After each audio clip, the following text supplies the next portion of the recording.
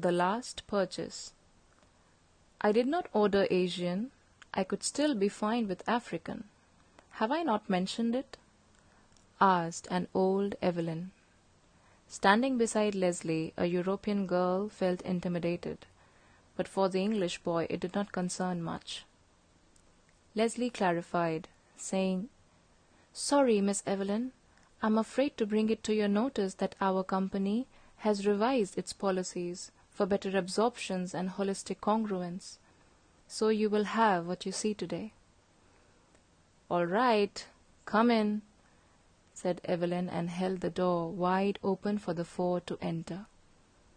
Leslie hugged Evelyn and said, "I am pleased to see you again, Mom.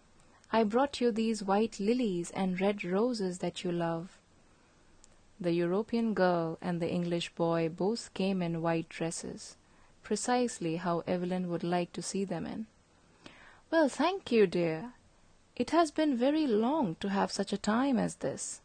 Look, I have prepared my special refreshments for you today. Come, let's enjoy the food as we talk." Leslie said, "That is magnificent." She continued, "By the way, this boy and girl, the lady and gentleman, will assume their roles for today." Evelyn began with a photo of her late husband in military uniform. She talked about him for an hour, explaining her marriage of 40 years and the next 30 years after he departed. They listened very attentively.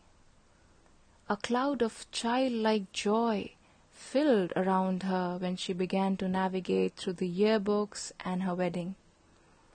Leslie remembered the album as much as Evelyn preserved it. It was probably the 7th visit for Leslie with Evelyn, and within her first 3 visits, Leslie learned everything that the old brain of Evelyn could possibly remember. Poor Evelyn had lost her entire family in a tragic accident.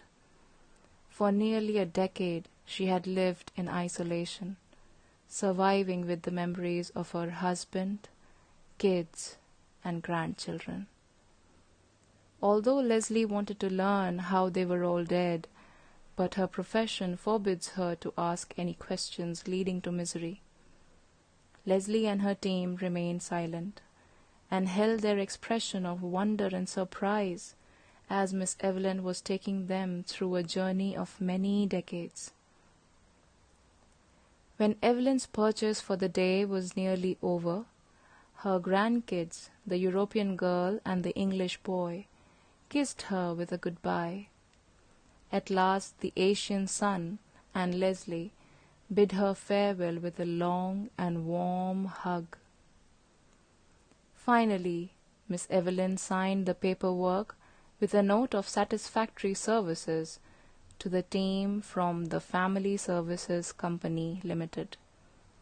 It was indeed a soul-filling joy for an old woman to afford such a wise purchase, or else great would have been the pain in isolation, and greater would be the pain of exile into isolation if the living after her would never come to visit.